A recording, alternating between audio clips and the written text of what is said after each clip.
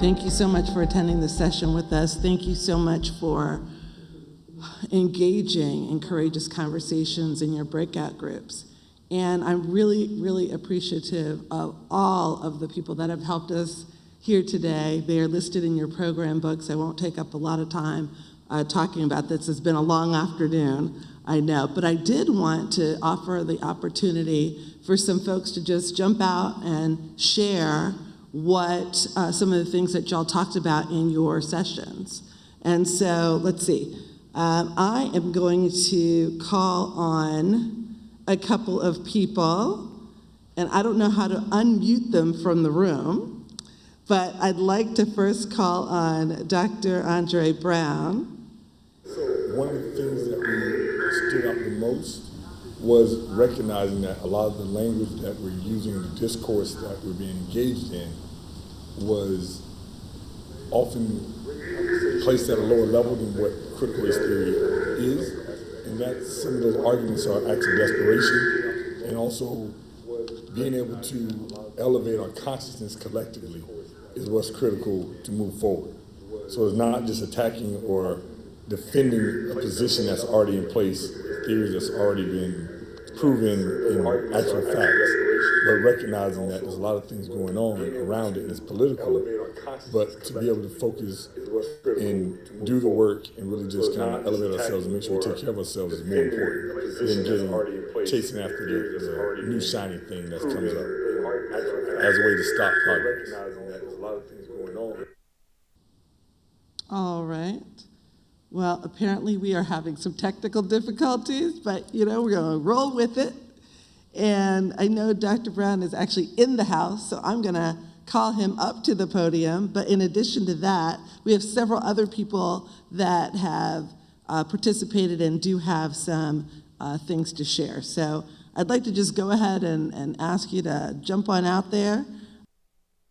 I'll go. Hi. I'm going to give this a try. I don't know if anyone can hear me.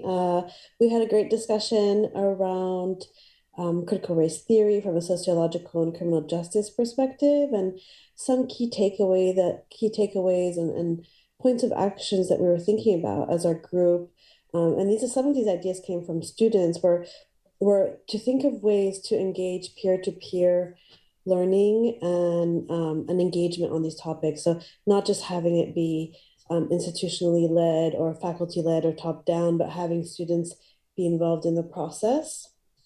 We also talked about how we can get more faculty involved and in general, finding ways to maybe, in addition to raising awareness through events such as this one, to have meetings or sharing spaces where people who experience those lived experiences of perhaps being a racialized person or a minoritized person to be able to come together and learn from each other about those experiences.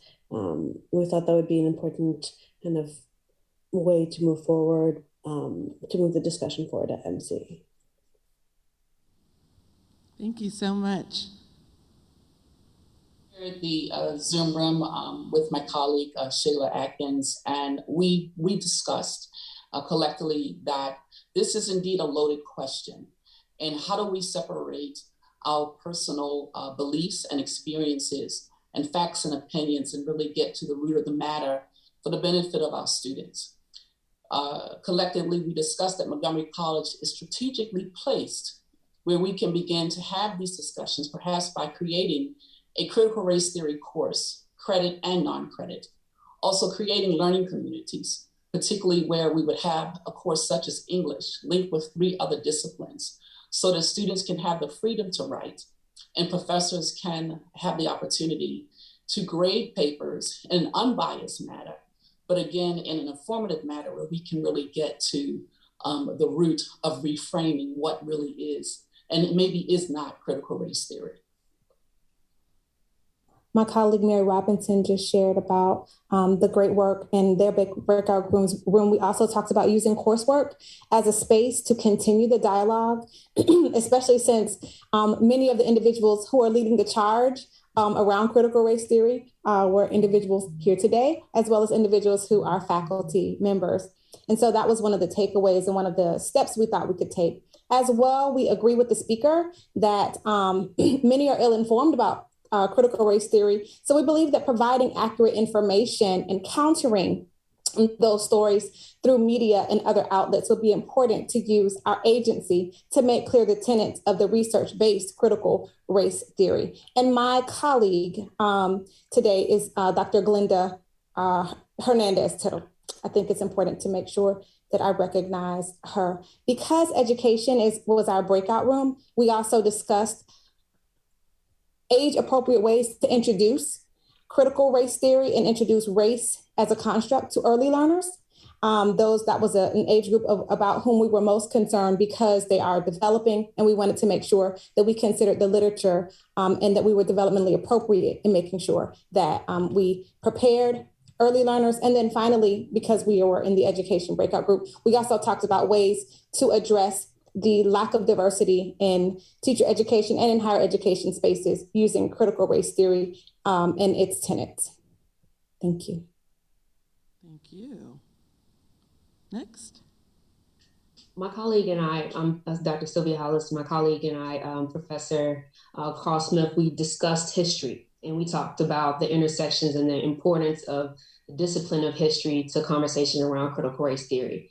The fact that there have been conversations and ongoing tensions over how to teach a historical narrative, what sources to use. And we found ourselves in a group discussing the range of the fact that some people genuinely do not know the history. And then some people know the history and are far less comfortable talking about it. And so where's the work for us as a field is introducing the base level knowledge. We talked about the framework of technology and textbooks, the way technology can close in the gap, particularly open educational resources.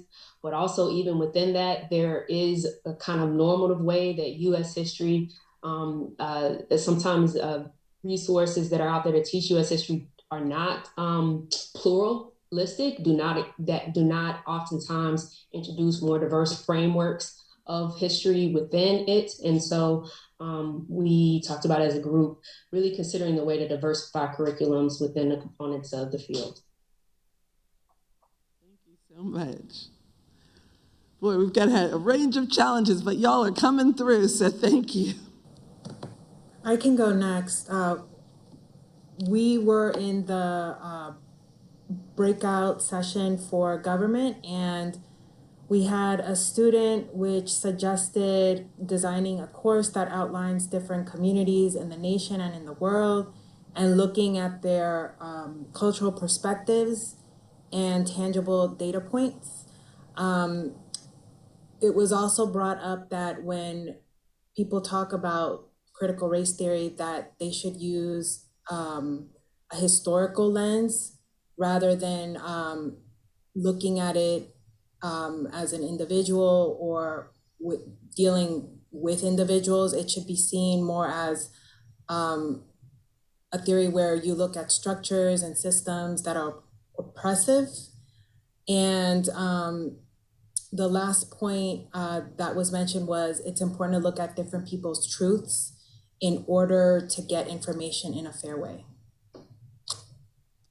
That makes a lot of sense. Who was in your, joined you? Great, I can go next. My session was with Doctors Carolyn and Fedham for the STEM, and this focus for the session was on 3 areas. One being the science has been used to exacerbate racial inequities and undermine trust.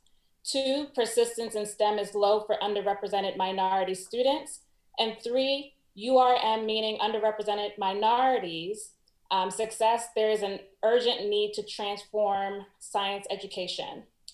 And so they show that the percentage of underrepresented minorities entering college and in STEM has increased, but their persistence in STEM has remained low. And so some of the suggestions for closing the gap in the science classroom included 1, increasing student engagement, 2, creating an inclusive learning environment, 3, implementing new assessment methods, and 4, the digital divide, closing the digital divide.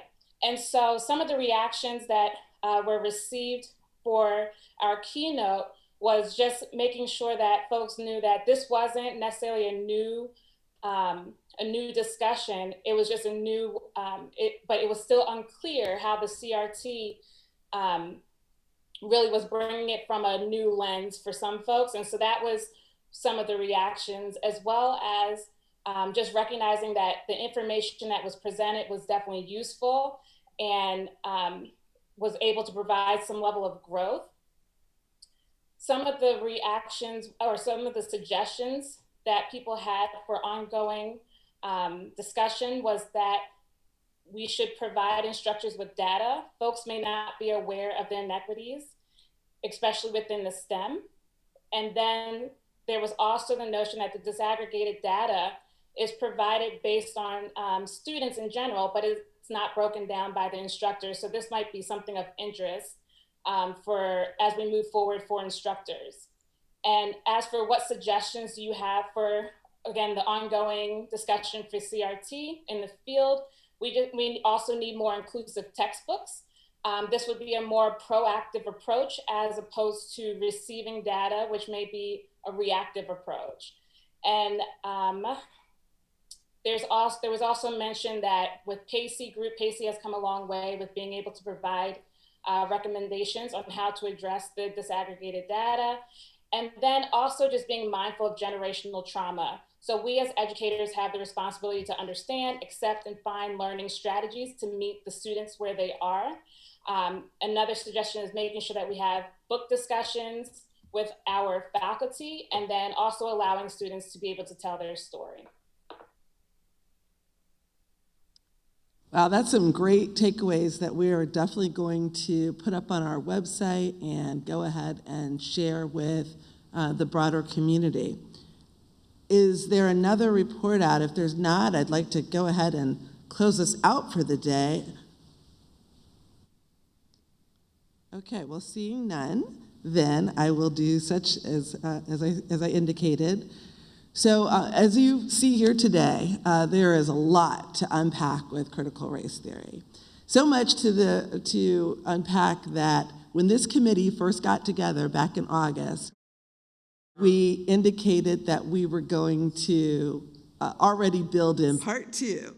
And so that's what we did. And so we're gonna have a part 2 on February 17th, 2022. And so thank you so much for attending today's forum and following report outs from the breakout sessions. And we're gonna hear some closing remarks from Ms. Tiffany Ward. She's the director of the Office of Racial Equity in the Office of the County Executive in Montgomery County. I'm so pleased to introduce her. She has been in this role charged with training county staff on the core tenets of racial equity and examining county policies and practices for their short and long-term effects on racial disparities. During Tiffany's 15-year career in local government, she is focused on education, health, and human services and housing policy. And before her career in local government, she worked in the labor movement on voting rights issues, including felon re-enfranchisement and voter protection campaigns. Tiffany is a graduate of Tufts University. And without further ado, Tiffany Ward. Thank you. I want to thank Sharon and her team for organizing this wonderful event today. I want to thank all the facilitators of the breakouts, all the professors, the students, the scribes who spent their time and decided that this was a good use of their time today. It was a really good event. I also want to thank County Executive Elrich, Montgomery County Interim President, Dr. Charlene Duke, and Kadamian, I think I got that right, the Executive Director of the Universities of Shady Grove for their attendance and remarks today.